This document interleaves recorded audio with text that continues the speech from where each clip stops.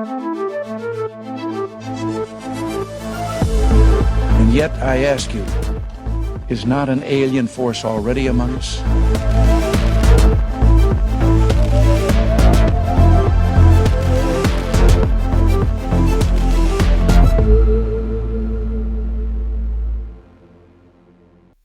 Hello, welcome back to the show. This is episode 22 of my podcast, coming to the end of 2024, so this will probably be the last recording I make before the new year. Now, with all the activity that's been going on with UFOs and all the rest of the stuff lately, I'm very pleased to be bringing on a friend of mine called Thiago Ticchetti tonight. He was recently on the George Knapp documentary that's on Netflix, the six-parter.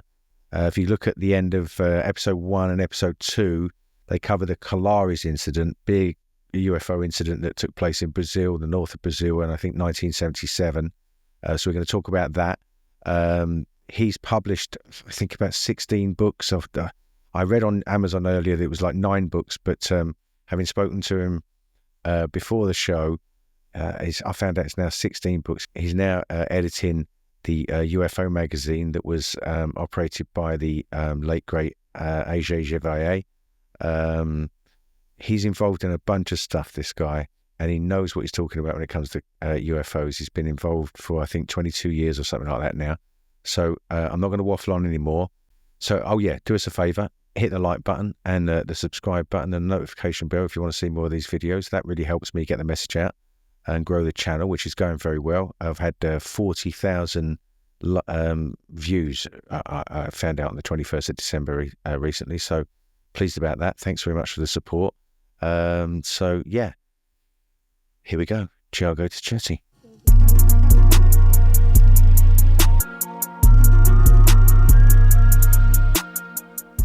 Thiago, my friend, nice to see you. How you doing? I'm fine, thank you, Gary. Thank you for your invitation. For your show. Total pleasure. It's really good to see you. Where was it I last saw you? Was it Campinas? When we were at that conference in Campinas? Or in Foz do Iguaçu. I think it was Campinas. Foz do Iguaçu is 2013, 14. No, I wasn't there then. It's 2017 I came Porto Alegre. Yeah, 2017. Yeah. Porto Alegre.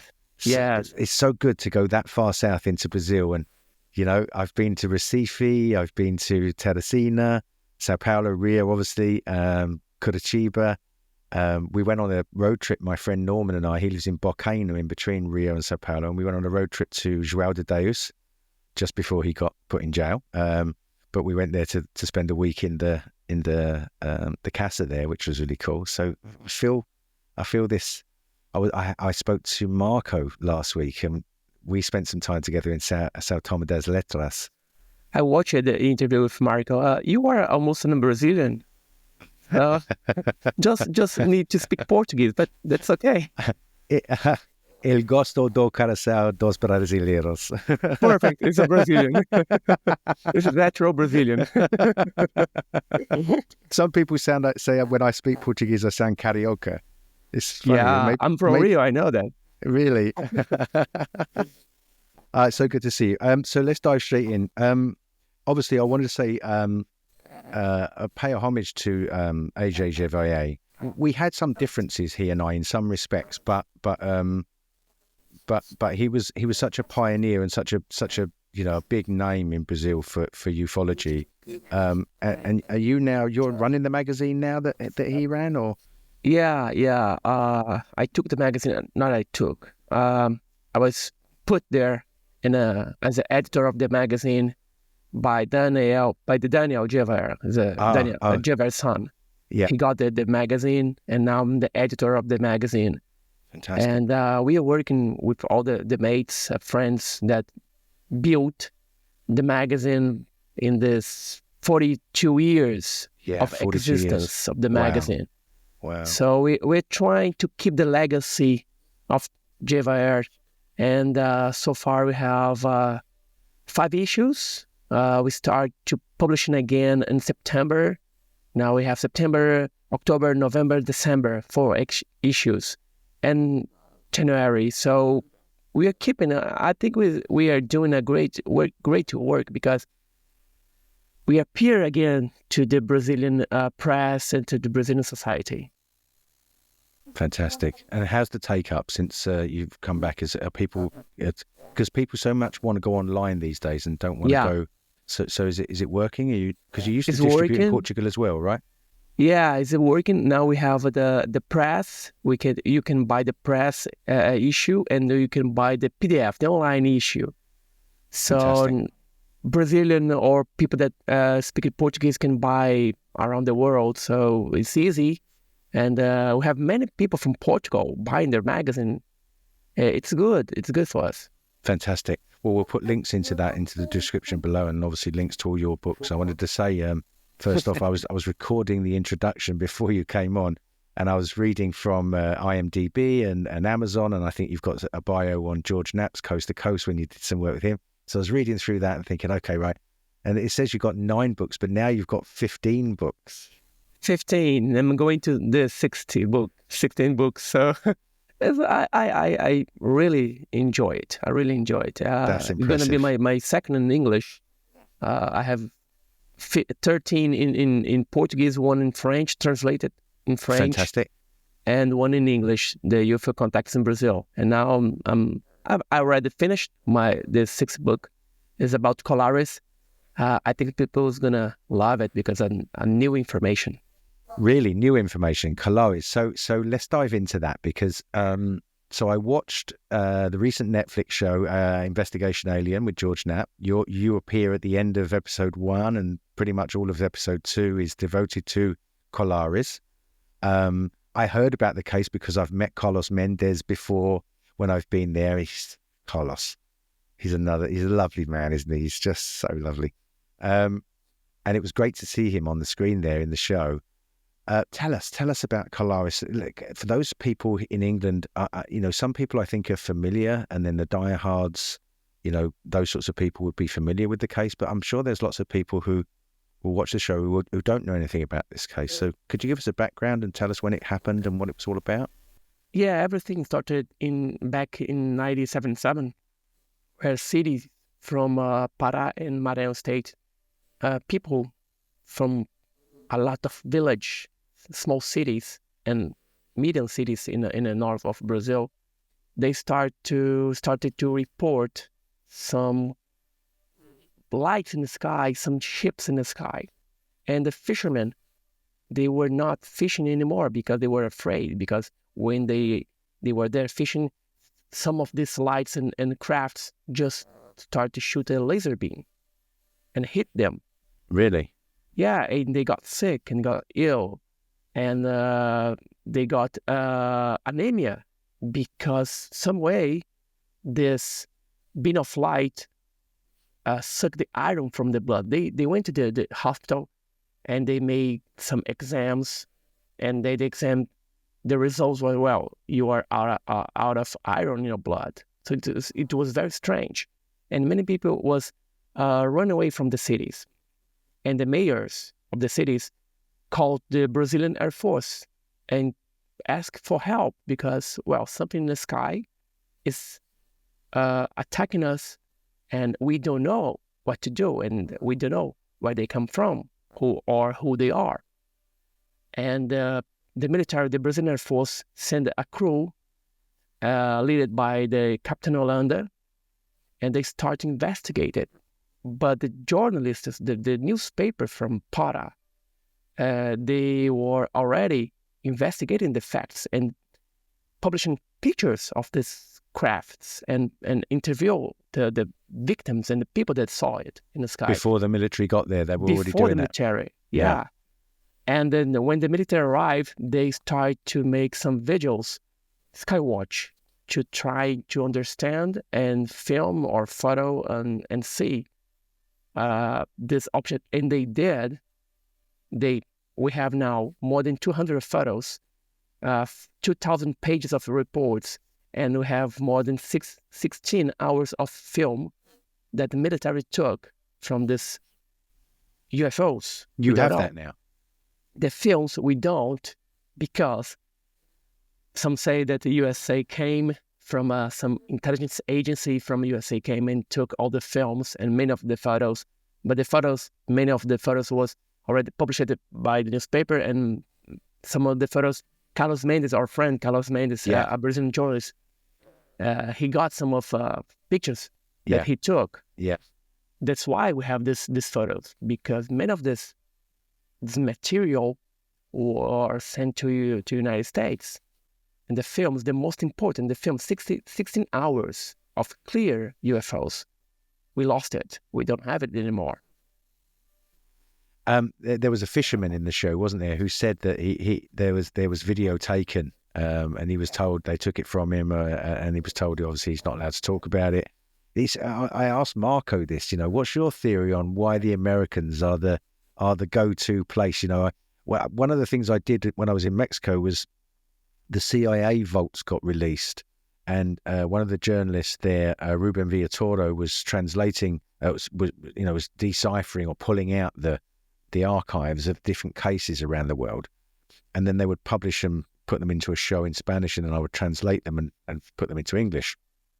And the theme that I noticed is that these incidents kept happening around the world. Some sightings, just sightings with witness reports, others where they say they retrieved material, and it's always the US that turns up very quickly. It's like they've got agents on the ground that can arrive within an hour, and then very quickly planes can land at special Air Force bases and take off any stuff. What's your theory? Well, back in 1977, we were living the Cold War. Yeah. The Americans want to know everything what happened in their side, Sure. in the friends, their side of the world. Yeah, because they can imagine if the former URSS had this aircraft that can fly in Brazil and attack it. It's a manage for us. Yeah, it's problem. Something that we can handle. And I think that's why they came to Brazil, because it was very strange. And since the history, the Americans always wanted to know everything about the UFOs since 1947 or before that. Yeah. And everything, I think, that was related to UFO in any part of the world, the United States were involved to get this technology from them and to do the engineering, the reverse engineering. So yeah, I think it's the reason they are there, because we don't have any clue or rumor that the Brazilian called for help. We don't have this document. We don't have nothing. Okay. They just appear in Pará. They just appear. And as Carlos Mendes told me, and it's in his book, the CIA put a spy into the newspaper that Carlos worked at. This spy was a Peruvian. So he tried to get information before the journalists, before the military, the Brazilian military. He tried to get documents, steal documents from the press, from the newspaper, and try to steal the photos, the evidences. And when Carlos Mendes and two other journalists and one photographer, they discover this spy, he just disappeared. So they were, they're tracking what was happening in Colares and in many cities in Brazil. This is common, isn't it? But it's difficult to say to lay people, how much these intelligence services, they'll normally have one or two spies on most big journalist teams, even local ones. It's been found before that even on small events, you can have. I think it was after 9/11, there were some groups in America that were just like families that lived in a street that were having a meeting once a month, and they found out that one of the people that was turning up, that was supposed to be a friend of a friend, was a spy. He was just checking up to see what they were talking about, and so that's they work. They work like this. That's how they work. To find what they have to find, and then if it's important, let's get some action. If not, okay, let a bunch of lunatics. So it shows that that America, being the world's biggest superpower, can exercise its might like the big boy in the school ground and say to Brazil, no, that's our jurisdiction. We take that, and they just accept it. There's no. So that shows the world politics as it really is, doesn't it? The real politics. One of the things that's always interested me with regards to my little country here in Britain is the power we wield still, for this little island. Because Snowden, when he gave his testimony, when he defected and showed that the NSA was spying and using all these programs to spy on people, he said in his interview that he said the NSA can either watch you or listen to you. They can't do both at the same time. He said, if you want to do that, you've got to go through England and go through GCHQ. Now, how is it that we've got more power to look and listen than the United States NSA as our little island here? I've always asked that question. No one's ever been able to give me the answer. I don't know either. But you see, just jump into current events. We'll come back to current events with the drone situation in New Jersey, because obviously we've got to talk about that. But right now, for the last month or so, there are pilots and people that are just regular people who live near some of the RAF bases, the US RAF bases in this country, where we hold nuclear weapons on behalf of the US, RAF Lakenheath, RAF Mildenhall, where there are anomalous sightings of these so-called drones, mysterious lights in the sky, hovering above these bases. These guys have gone there to film them. They've had their live streams taken down. They've had men in black SUVs turn up and give them very, definite sort of orders to leave.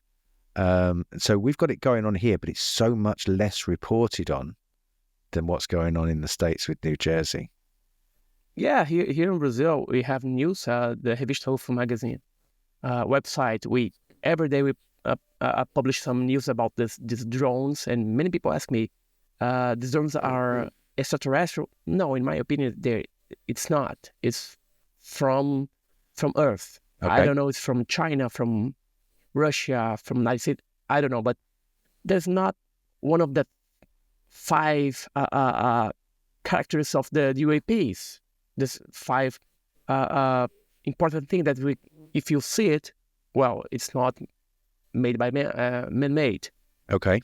And we have, but the mystery, Gary, in my opinion, is, well, why the Americans don't shoot them down? Exactly. We have drones over England. We have drones over military bases in Germany. We have drones over facilities and military bases in the United States. Why they leave and they tell us that, well, there's no risk for national security. Well, something in your sky, you don't know. The Pentagon said, we don't know what it is. It's not ours. The Pentagon said, that's not ours. If it's not from Pentagon, it's what? From NSA, from FBI, from CIA, from Army, from Navy, Mariners, or another country. So I think the secret, the mystery is, well, if they are not extraterrestrial, who are they? Who they belong to? And in my opinion, should be easier, much easier, if they were extraterrestrial. Because if they are extraterrestrial, no one in our planet have this technology. Period. Well, if the drones are not extraterrestrial, they are from some country. So if it's not from the United States, well, the North Korea, the China, and the Russia can travel the ocean, or they can come to our country and fly free. So this is, in my opinion, This, in my opinion, is very risk for the United States. I mean, you could go on and on and on with it when you start going down any one of these rabbit holes, and it's like you can ponscate the surface of the various theories that are out there at the moment and pick out the major ones. One of them is this, right? It's a foreign agent. The America have assured people on their Pentagon briefings and Washington, nope, it's not a foreign agent, right? There's no, there was that we played a clip, my friend Johnny and I played a clip of one of the Republican senators who said it's an Iranian mothership that the Chinese sold them. It's off the shore. It's flying these things in, all right? You go, okay, well, they've got, one of the things is the amount of hours that they're sitting there floating, this sort of 6 hours, and then going back off out to sea. So whatever battery technology these things have got, you know, it's way beyond what most people consider is possible for, certainly for, you know, like recreational drones.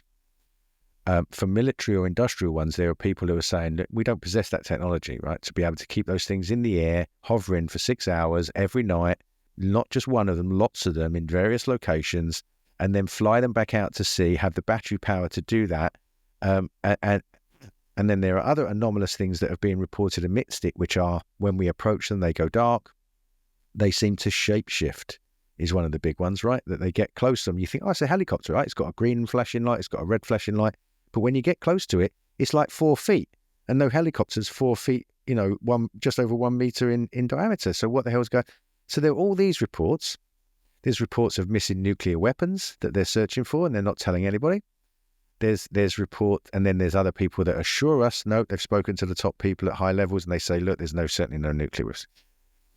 It's the lack of information that's coming out, except for this one certainty that they say there's no danger, which is driving people absolutely mental for the last month. No danger? Well, there's a danger.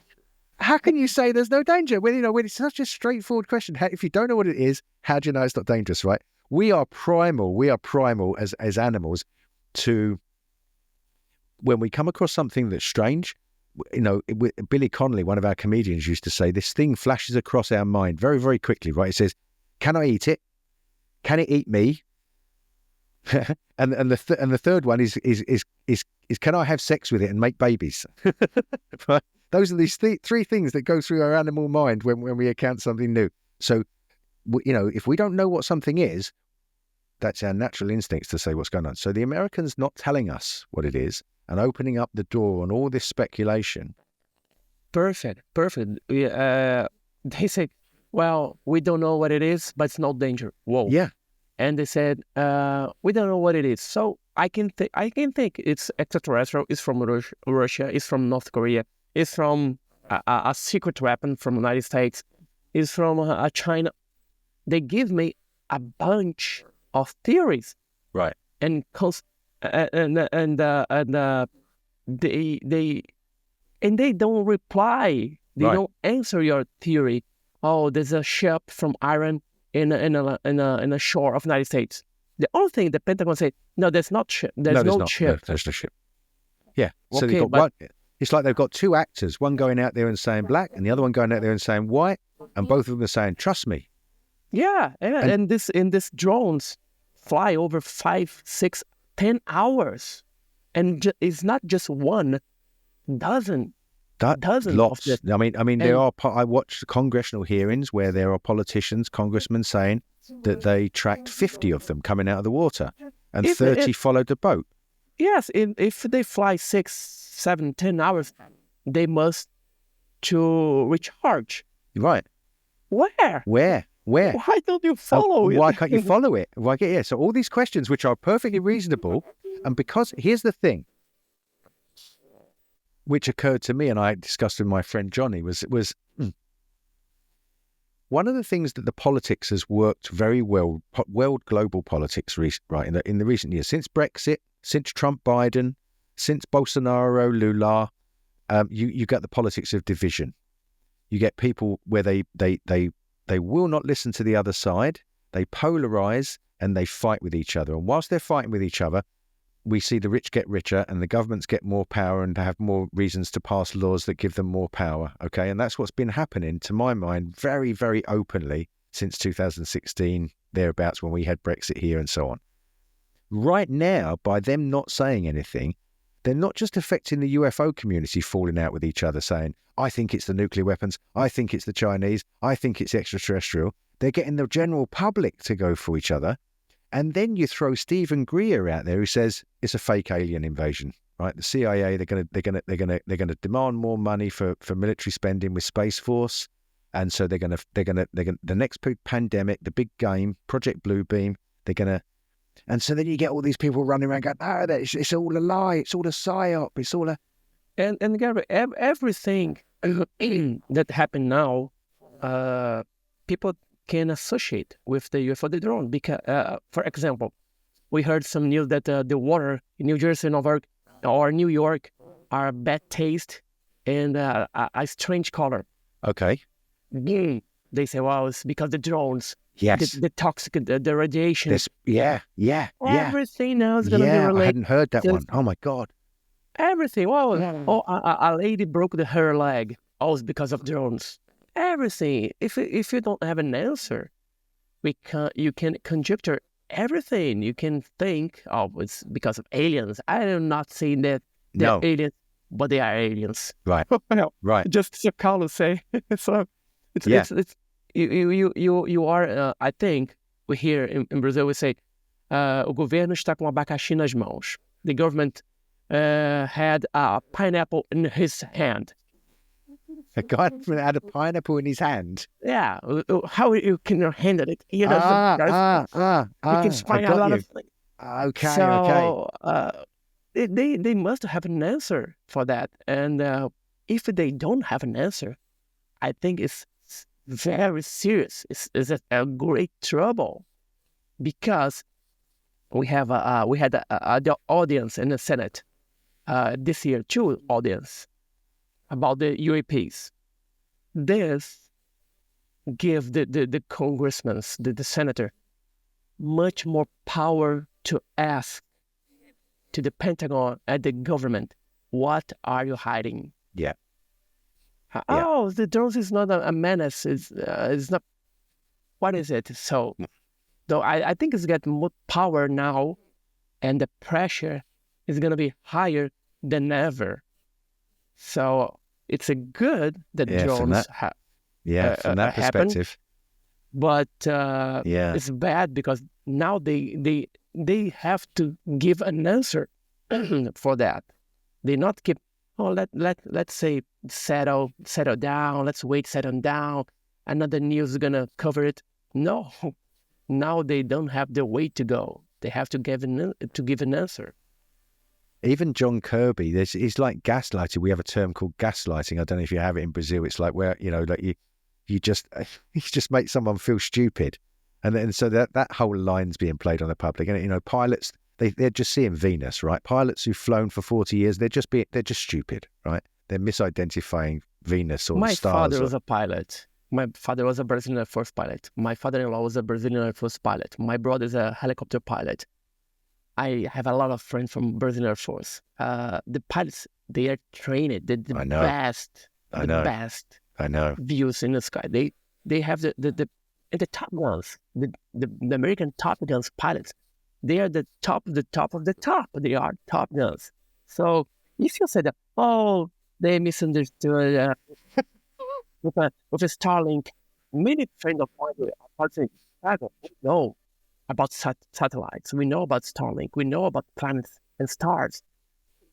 If we mistake, it's a huge mistake because we know where they are.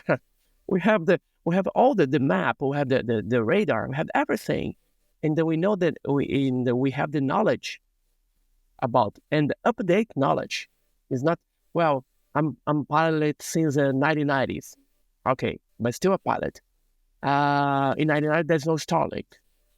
We are updated. We have to train every year. We have to go to simulator. We have to study to know what's new in the sky. So to tell us that we saw Mars, Starlink is a nonsense. I know. It's almost like, I was joking with my friend saying, it's almost like these people draw the short straw, and they think, we got to be the one that's got to go out there and try to convince the public of this nonsense, right? That the pilots are seeing this, or the public are just, and I'm sure there are lots of people that I read something the other day that said, because of all these sightings, more and more people are going outside to look in the sky. And those people have never really looked in the sky before. They're not trained people, so they will misidentify Starlink and satellites and stuff. It's got to happen, right? So that makes an explosion of misidentifications happen at the time when there are probably serious people who think there might be something mixed in amongst all of this. There might be a real phenomenon, and one of the government's way of muddying the waters is to throw a load of drones up in the air and say, we don't know.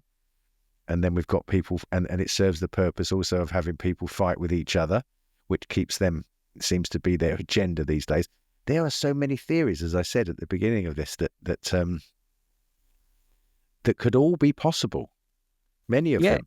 Yeah, and let me tell you more. Let me tell you more. We have a YouTube channels here, and we have a geologist here in Brazil. I will not say his name because I don't have to give him some credit. Sure. And he said, well, what happened in the United States, the drones is a social experiment from the United States. Right. And he said, and the same thing happened in COLARES. I said, no way, man. Why you're doing a social experiment in 97.7 in Pará, north of Brazil? Well, okay, let's think. Well, it's a social experiment, okay. But people and military, they saw these lights or crafts coming in, going in and coming out, coming in and coming out from water. Yeah. And flying. Right. And shooting laser beam. Right. And appear in the front of and craft from 100 meters of diameter. And how long were the military there for in total, Thiago? From September to December in 1997. 1977? 1977. Yeah. And then for May to July 97-8. So they want to stay more time there, but the operation were closed abruptly, in December. Right. And we have information. We here in Brazil, we have information that when the Brazilians stopped the investigation, the operation plate, the Operação Prato stopped it, the Americans came to Pará, and they started to investigate until 1981 or 1982 for more 5 years investigate. Right. That makes sense. Of course, that the characters that happened in 77, the attacks, didn't go on. They didn't keep doing that. The UFOs or everything. So just to be clear, the attacks that where they actually shot lasers and they actually shot people, because in the documentary with George Knapp, that lady that famous photograph of that lady when she's a young woman. Yes, Aurora. They go back and visit her, and she's there now. She's much older now, obviously, and she's still the passion you can see in her eyes talking about what happened to her. Yeah. How many people, including her, roughly were injured? 2,000 people. 2,000. 2.000. 2,000 people. And more than 200,000 people saw the UFOs, saw lights and something like that. 200,000 people. It's amazing. If you're doing a social experiment, you got a success, man. You have. Absolutely. Whoa. And it's amazing. But we have the evidence. We don't have the evidence, we don't have the craft. It's always like that. Yeah. But we have the photos. And the photos, it's amazing, Gary. You saw it. Yeah. We have the testimonies, people that live in the middle of the jungle. Yes. Why they're going to invent it something like that? They saw something. They were attacked. People were attacked. When we were at COLARES, doing the documentary, while the crew was putting the cameras, and I started to speak with people, and I got old man, mm-hmm. and Mr. José Francisco. Mm-hmm. I asked him, "Oh, did you know about the chupa-chupa, the plate?" Yeah, I saw it in 100 meters I saw a UFO, and this ship came and shoot a laser beam in a lady, and it got the lady. And then when the laser left, took off from the lady, we saw it's like a chain, a line, and coming back, retracting to the UFO, and the blood was linking in the ground. The blood was linking. It's like a needle. Really? And his blood was linking. And he saw it, Mr. Joseph, and he saw it. And many people, if you go to Colares, you can see the city. Now the city live with this spectrum of the hotspot of the operation play, the super phenomena. Right. You see the library is full of ETs, green ETs. Is a huge statues of ETs. You have the Humaitá beach, where the militaries put they put their base, that rock base is in the documentary, isn't it? Yeah. Yeah, there's a small island, and they put some equipment there to get the sound of the UFO, and they recorded the sound of these UFOs. And it's so funny that 1977, that's when, was it 1977? The Close Encounters of the Third Kind, Steven Spielberg's film. Those sounds, the sound connections to the UFOs. Coincidence? Perhaps, but let me tell you, in 1977, there's no energy, there's no power, electricity in Colares. They use lamps, they use fires, because there's no lamp. So if someone watch it, the Close Encounters of Steven Spielberg. No, I mean, like, sometimes things happen. The test, yeah. In consciousness, some things that, or in fate, in the world, some things happen, they coincide with each other, and it's just like, it's just a coincidence. It is, but the coincidence. And they recorded the sound. It's like a metallic sound. The shipment that took the Holland and the Brazilian military to the small island. It's a very small island. There's a lighthouse there. It's a little point lighthouse. Of light. What, when you say metallic, do you mean like metal bashing against metal? Like static. It's like, okay. And we don't have the sound as well. We don't have the film. We don't have the sound, but we know that they recorded, because Hollanda said in the shipment they saw it as well. And Gary, if you go to that, I was there, of course, and I asked many people, this sightings continue? Many people say, yeah, so we still see. They still see. Ball flights or aircrafts coming out or going in the river, because the river there is so big. The Amazon River, the Pará River, any river in the north of Brazil, they are enormous. They're big, that you cannot see the other side of the shore. Side. Yeah, you cannot see the shore. Might as well be on an island. It's like an ocean. It's like an ocean. So something happened there, because they still see ball flights and aircrafts coming out of the water. And why we are not investigating that things there nowadays? Okay. I want to open up the topic slightly to some of the areas that I'm interested in with regards to these phenomena. I recently published a film, it's 15 minutes long, on my YouTube channel, about the balls of light that created a crop circle. Controversial, obviously, people say it was fake, so on and so forth.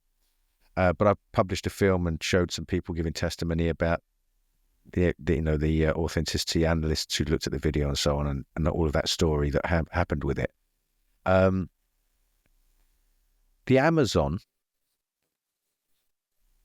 is, to me, the biggest playground for our past with regards to shamans, with regards to people that integrated with nature and the power of nature and the birth of religions that came from these indigenous people and their relationships to plants. And so I've done I've had some experience with psychedelic plants, ayahuasca, before I left Mexico, which is one of the plants used in the Amazon.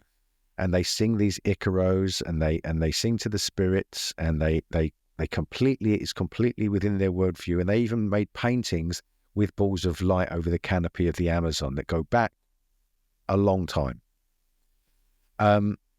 One of the theories that I like about all of these phenomena is that we lost our connection to a reality that lives alongside us. There's various names for it. In Plato, the philosopher Plato called them daimonic. And it's a bit like the spirit world that lives alongside us, but the spirit world that can actually interfere. So this phrase about interdimensionality is a similar way of putting it, I would say. But there are beings or things that exist there which take on a form appropriate to how we would interact with them. They could shapeshift. They can be a UFO, and they can be a little person like a chupacabra. They can mutilate cattle to make us realize that, hang on, reality isn't what you think it is. Try and explain that, okay? And we can't explain it, how these things, and they can be quite brutal. It's like the healers in Brazil. João de Deus used to do kind of shocking things, right? Stick people's scissors up people's noses and scrape their eyes with knives and so on, and so many people reported being healed. I have footage of Dr. Antonio from not very far down the road. This guy was cutting people open with like saws, while they were awake with no anesthetic and doing things which they should have died from, but they were being healed. So the belief in this reality is that there are certain people. You would say that Dr. Antonio was a shaman because he can inhabit these energies. And these energies can, as I say, be a flying saucer. They can materialize as creatures like Virginia, and be caught and make us all think and question the reality we live in. And that the religions, the Christianity, they changed the name of daimonic to demons, and then they separated, the saints from, and had us all believing, we had to go through priests to get to God. And whereas the older people in these philosophical, like Greek and the Greek philosophers Plato and Socrates, said that this daimonic reality was our mediator between us and God, that everything we thought of or imagined would go through them to God, and sometimes it would come back like having your prayers answered. So, long way of me asking the question. There you are up in the north of Brazil, right next to the Amazon. You've got these entities appearing as UFOs, appearing as we would see since 47, since we started with our nuclear interactions. It seems that if this is a viable theory that this thing then became like technological, it took on a new face to us, right? That of aliens, because we were watching, we were looking up at stars, Arthur C. Clarke, imagining about other planets and creatures, since the late 1800s. It's in our mindset now. It's in our potential imagination that these things could be real. So they present themselves to us as, nuclear weapons, right? We need to get more serious now, right? You need to, because this affects us as well. So I like this because it kind of brings a lot of different paranormal things together. Shamanism, it brings our indigenous past, it connects humans to it. I'm not saying that there couldn't be extraterrestrials visiting from other planets as well. We have to open that possibility. But do you think that being so close to the Amazon and having these people having such a connection to nature and being from that heritage, that there's anything in that theory with regards to what happened in Colares? Yeah, they were far away from civilization, the modern civilization in 1977. I think this thought, this theory, is much like Gévaillet thinks. Gévaillet thinks like that. Is it parallel universes, parallel worlds, something like that. And I think as we get more technological, more advanced, we lost this connection between us as human beings and the Earth. The Earth is a living system. Is something that, well, if we disappear, the human civilization disappear from the Earth will leave. We are here as a guest. Yeah. Not our planet. Yeah. Not our planet. I like, you remember Crocodile Dundee, that film? he said that a woman said to the journalist lady said to him, "What do you think about the problem with the government and the Aborigine people?" And he said, "It's a bit like the fleas arguing over who owns the dog." That's it. That's it. The plant is not ours. Exactly. We are here, just here. The plant can live without us. And I think that many of this connection, we lost it. And what people saw in Colares, they saw something that they never saw before. They never saw before, of course. They never had contact. They never heard about flying saucer. They never heard about aliens. No. They never heard nothing It's about not that. in their mindset. There's not the mindset is not contagious by this. But would those phenomenon. people be as shocked as English people from the city would be if some entity or some being from the spirits from the forest, like in the shamanic thing, would they be accepting of that kind of reality? Those people. Oh, I think that the people in the city, let's say in the city, they're gonna be more shocked, but they will not believe it. They wouldn't believe it. I don't think so. I don't think they're gonna say some kind of artificial intelligence, some kind of Photoshop, something like that. If they see it, well, it's a ghost. No, I mean think a ghost, right? So, Yeah. so in 1977, the people there that didn't know about UFOs, they would think that these things were ghosts, like Ghosts bad spirits.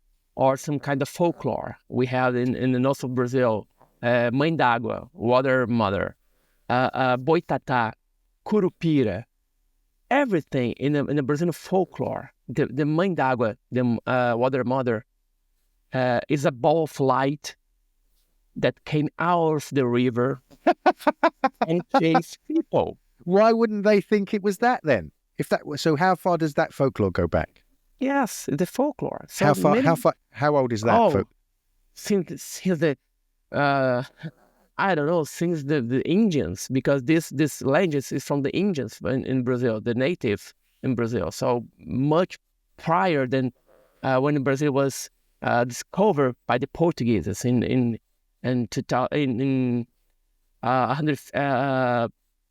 115 1500. No, 1500. Yeah, 1500. Yeah, when the 1500. Portuguese invaded. Yeah. Yeah, So 1500. and they brought Christianity, Catholicism with them, right? So Yes, and before that, the Indian people, the indigenous people, they had a name for balls of light that come out of the water and flew around in the sky. And the Curupira, what was the Curupira? Curupira. Curupira was an entity that chase hunters or just people that destroy the forest. And this Curupira abduct people. So what's the difference, right? The fact that we think it's aliens now and we project onto it. What's the difference between the Curupira and the modern day phenomenon? Shooting lasers now because we're getting more serious in destroying the place, right? Maybe Yeah. that's it. But that this is my interest because these folklores, these stories, they seem to describe the same things that upset the humans in the same way, where they shock us from our reality. And if you look the folklore around the world, in England, in Ireland, in Scotland, Exactly. in the natives from United States, the same thing. The same. I They read a have- story. I read a story this morning, Thiago, right, about North Carolina. It says the classic. Where is it? Let me just read it to you. The so-called extraterrestrials who appeared in conjunction with spacecraft to innocent bystanders in the 1950s were relatively benign, but they become smaller and darker with the passing of the decades until the 1980s and 1990s. There was an epidemic in the USA of little grey aliens with skinny bodies and features. So what? And this comes from the recounts before that, the Indian people that were in North Carolina from the Cherokee tribes that were describing the same thing. It's And so interesting. All the old civilizations said, well, we are created by gods, and the gods came from the sky. Mm-hmm. If you looking for the ancient civilization, they think the same, and they live know. in different parts of the world. Yeah. So how is it possible? We had a unique civilization that go to several places around the world to spread the word, to spread the technology, the knowledge, or this I don't know, these gods or saints or demons or I don't know, came for each of one of the civilization and teach them everything. Yes. And there seems to be theories, like Graham Hancock with his ancient civilizations, that there was an Atlantis and there was a big cataclysm, and that knowledgeable priests went out on ships to the various remains of the civilizations and taught them the advanced ways, how to build Pumapunku, how to build the Egyptian pyramids, how to build Stonehenge, etc., etc. That's why the knowledge is shared. It makes sense in that respect. It's a good theory, but it's not.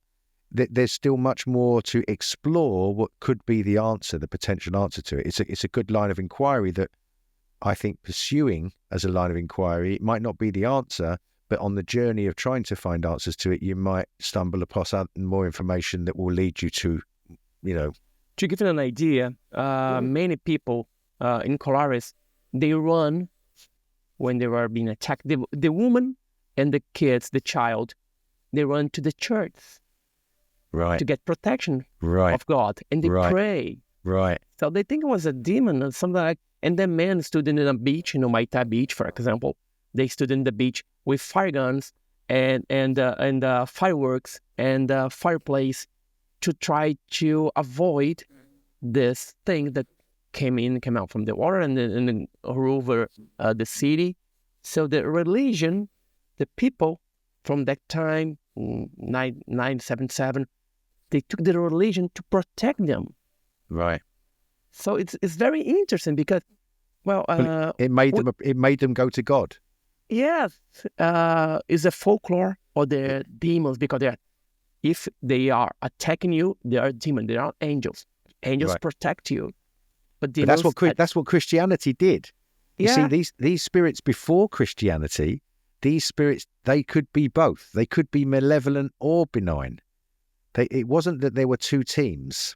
It wasn't that Satan fell from heaven and so on. That's what Christianity said. No. Before that, the Druids here, the Folklores here, and the indigenous religions there, the spirits could be good to some people, and they could whisper the future into one man's ear, or they could be malevolent to somebody else, and nobody knew why. If you go to Cuba, to the Santeria churches, they incorporated the animism with the saints, yeah. So they do the Santeria, and they've got the Babalao, who's the head priest, and they play the music, and they might drink some sort of concoction with something in that will help them on their way, do some dancing, and then one of them will go into possession state and start spouting maybe the future, or he might grab somebody and be nasty to that person. And they'll say, the spirit, you angered the spirits. That person angered the spirits. They might not know the reason, but they have it in their mindset that this is what happened. And people was chased by the water mother. Yes. They think, I made something bad. I did something bad. I My did karma. Something bad. Yes, I did something. It's like a karma. Yeah. Oh, I don't know. So that's why she's coming after me. So it's something that you go into it, deep to it. I think make you think in a different way that they show us. It does. It really does, doesn't it? And so you've got right now, modern day, in New Jersey, I've seen several videos where people have got guns out and they're shooting at these things. And I'm quite sure there are people who are probably going to the priests right now in the US, because they're a very heavily Christian country. Yes, scared. Of course, it is an invasion and an alien invasion, or the end of the world. Right. The human reaction to it, whether it's China or Russia or whether it's extraterrestrials, the human response to what's happening is interesting to me. How people react. Some people, maybe millions of people, they think it's nothing. The world is ending. It's nothing. Let's go to work. We have to work. Many people go to the church to pray. Many people start to shoot at the drones. We have a lot of ways to face it. So true. And we are investigating. Yeah. Trying to find out, what might be the truth. So many stories to say. We don't know the answers, right? You're trying to make sense. It's like I said to my friend the other day, it's like having a ball of wool that's got all these knots in it, and you're trying to unravel the wool, and like it's crazy. Why would anybody try? But we do. We seem to be. Yeah, we don't have an answer for that. We don't have an answer what happened in 97.7, but it's not a human thing in 97.7. No, it was not a human thing. No, because we don't have the technology on a craft that can dive in the water and get out and fly. As an airplane, we don't have it. But now we do. Now we do. We do. I showed it on my video the other day with Johnny. It's called the Osprey. Have you seen it? This 3-winged drone that can be fired from a submarine out of the missile tube, and it can come out of the water. It opens its wings and it flies around, and now it can go back into the water. And so now we do have things that could pull this off. But a difference of almost 15 years. Exactly. If we had this in 7.7, why we're just showing now 15 years later? And I'm not sure, but I'm pretty sure that this drone cannot fly at the same speed under the water and in the sky. No. And the UFOs or USOs can do that. Right, and they don't. And so the USOs, and this is where you say about the characteristic differences, like the USOs don't leave any kind of disturbance around them in the water. Nothing we can create can do that. The things that we create that can pull, that's another one of these things that's been happening recently. If these craft in the air pull about 3 or 4 Gs, as you would know, that uses a lot of energy. So any battery power they've got, if they're pulling those kinds of maneuvers, that energy is going down fast because it's pulling those Gs, right? And some of these things are pulling those kinds of turns where you think that's a 5G turn right there. And also, people saw entities inside this craft. So in 7.7 we have there's a report that was a craft like a cylinder, right? And there's a window, a huge window, just like the size of the cylinder, and 2 entities, small entities inside of this craft, shooting a laser beam in the people. Wow, it's not a drone. It's not a drone. No, but I'm not suggesting COLARES is a drone at all. I was just saying about I'm just saying about to now we can do things which people could say, oh, it's this, it's that, and you go, all right, there's more reasons for them to have a get out of it. I did a film about the crop circles that had the face and the reply for the Arecibo message, which shows that classic, sort of alien face and all the rest of it. A part shadow. No, that was the following year. The year before that, there was the reply to Carl Sagan's message that he sent. Oh, yeah. It was the man and the disc. Yeah. No. The year before that, there was another one where it's like, so in 1974, I think Carl Sagan and Frank Drake sent a message to space Messier 13 star cluster. And they said, like, we are humans. This is where we live on planet Earth. Yeah. And then we had a crop circle in 2001. It was the year before the face with the disc. Mm-hmm. And they had a reply laid out to how we asked them questions, or we told them things about ourselves. This reply came back, and one of the answers was, here's a 3 foot, 4 foot alien with a large head, looks exactly like you just described in the spaceship. And it's not the first time that creatures have been seen. Obviously, Virginia that I discussed with Marco last week, that's a famous creature case. And I spoke at a conference once. As you know, I'm not a ufologist, but I was asked to speak about UFOs because I was interested in the case in Zimbabwe with the school children, the Ariel school, where they saw creatures, same description with the eyes. And John Mack was there to make a investigation. Mack was there. John Mack was there and interview a lot. It was 200 kids, and at least 16 saw the UFOs. And I think it was 5 or 6. They saw the creature, and 2 got a telepathic message from this creature. And the kids draw the same thing, the same alien, the same aircraft separately. They draw it separately. Yeah. So for me, it's one of the best ever case that ever happened. It because of children, that's why I was fascinated with the Westall case in 1966 in Australia with 400 I love kids. this Western Hall case. I did a whole thing on it because those 2 cases in ufology, again, they gave me the best reaction I was always interested in how people responded rather than the lights in the sky so much. So those two cases, because they were children, and because of the way that adults treated those children when they tried to tell them, right, there's no such thing as aliens, right? Don't talk about it. You're stupid. You know, what you saw was a weather balloon. Doing this to 12-year-old. You know, there's a woman now. I think she's nearly 60 from the Westall case, and she's still having like hypnosis and stuff like that, and trying to find answers, and still is damaged as a person because of the way people treated her, asking her what drugs she was taking at school that day when she was 12 years old, and stuff like this. And many people, to discredit the witness of the kids, said, "Well, they are kids; they can make it up. Yeah, they can." Whoa! Yeah. Wait a minute. I'm a father for two. I know that the kids can make it up, but they saw something, and the other 16 saw the same thing. They, you know, oh, let's make a joke. Let's play a joke with the adults here. Yeah. All the 60 kids. Yeah. It's impossible. No way. And with the teacher's testimony, when they said, you know, they all came snaking up together the way that they taught, and to have John Mack, the world's leading psychiatrist, interview them and say, okay, look, these kids aren't lying.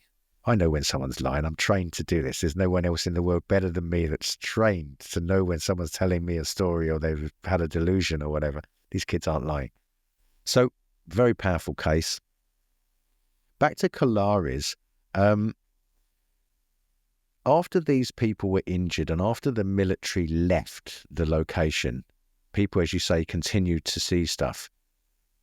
How has it affected the community there now, with George Knapp going back, with Netflix doing a documentary? What's happened in recent years, especially in light of what's going on with the drones? I'm sure these people now are more advanced. They've got TVs and they've got ways of finding out, you know, that it's happening in the world now. What's happening up there with that? Now they still seeing strange things in the sky, but nothing like compared in back in 1977. They are not attacking anymore, but they still have seen aircrafts.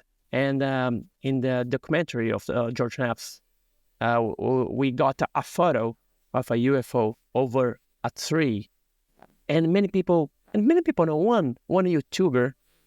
I don't remember his name. He said, "Well, this is a top tree." Well, I was there. I was below the tree where the the photo was made. Right.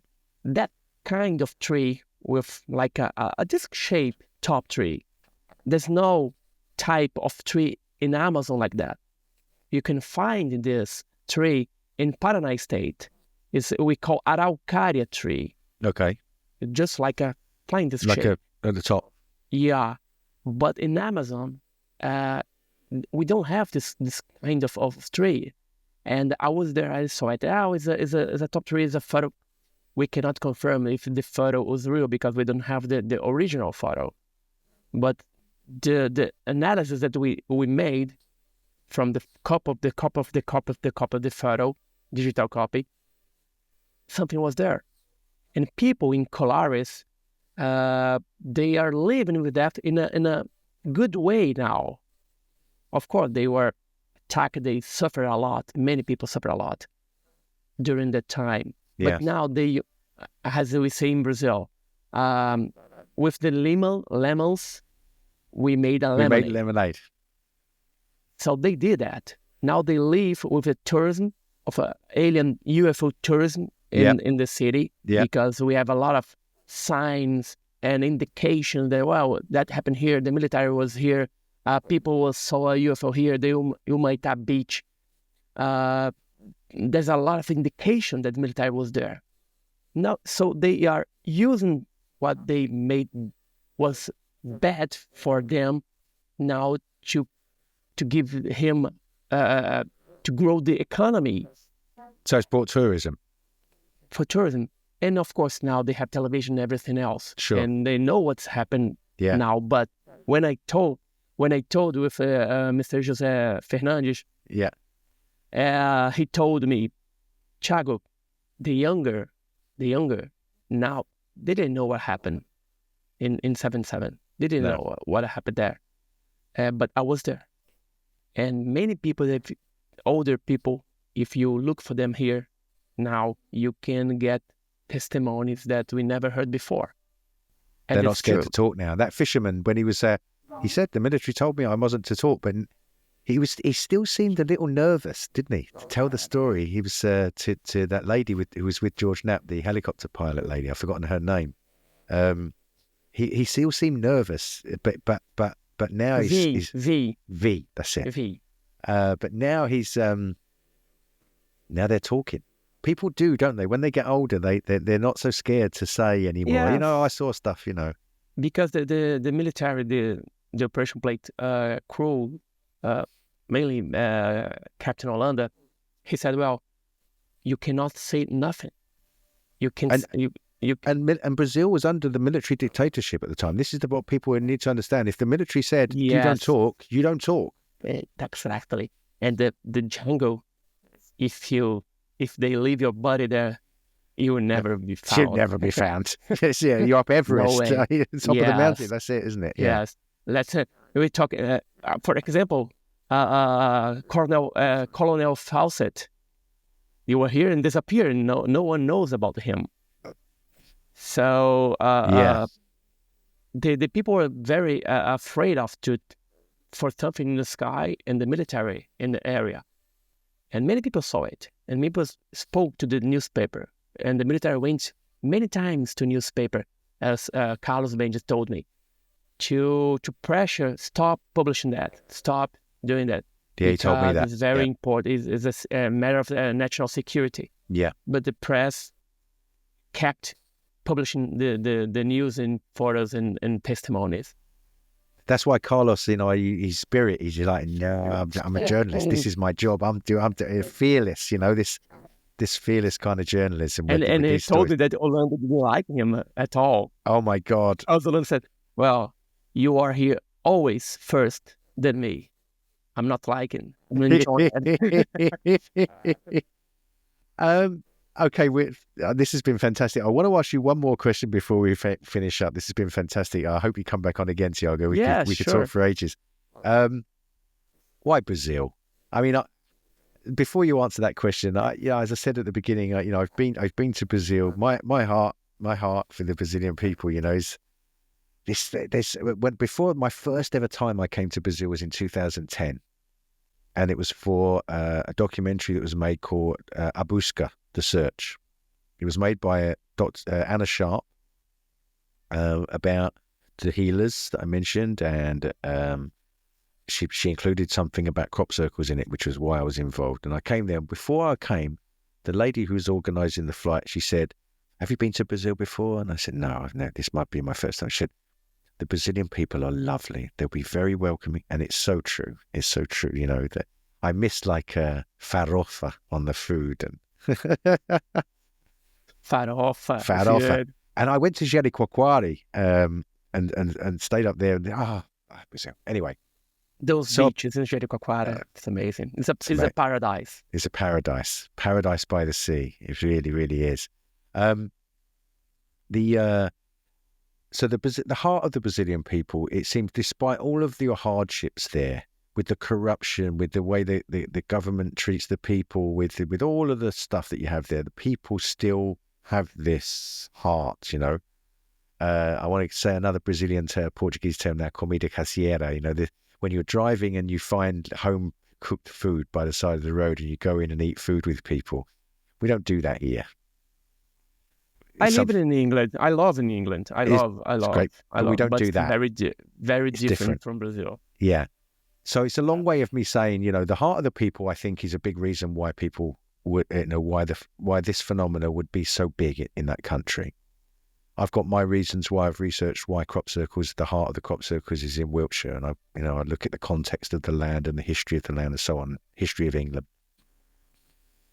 But apart from that, why else have you had so much, not just UFO things that happen in Brazil, but other things that happen in Brazil which are not normal? Why? Why do you think Brazil? I don't know. I don't know if the Brazilians are so spiritually open to everything. The Brazil is like the size of a continent. So big. We are the 50th largest continent in the world. The whole Europe fits into Brazil. Whole Europe. So Brazil is huge, and Huge place. we have all types of weather or of seasons in Brazil. Many people say, "Well, there's no snow in Brazil." There is snow in Brazil, in the south of Brazil, in the mountains. You can have snow. Yeah, it's not like a great snow, but we have it. Yeah, and we have a hot, we have a rain, we have a desert in Brazil. We have all types of climate. Yeah, Climate in Brazil. But I think most important is the people. We don't avoid. We don't avoid anything. Yeah. We have, as I said, corruption, bad politics here. Yeah. But the Brazilians are full of hope. Yes. My hope is like this. See, my hope in a better Brazil is like this. Yeah, but I can understand that.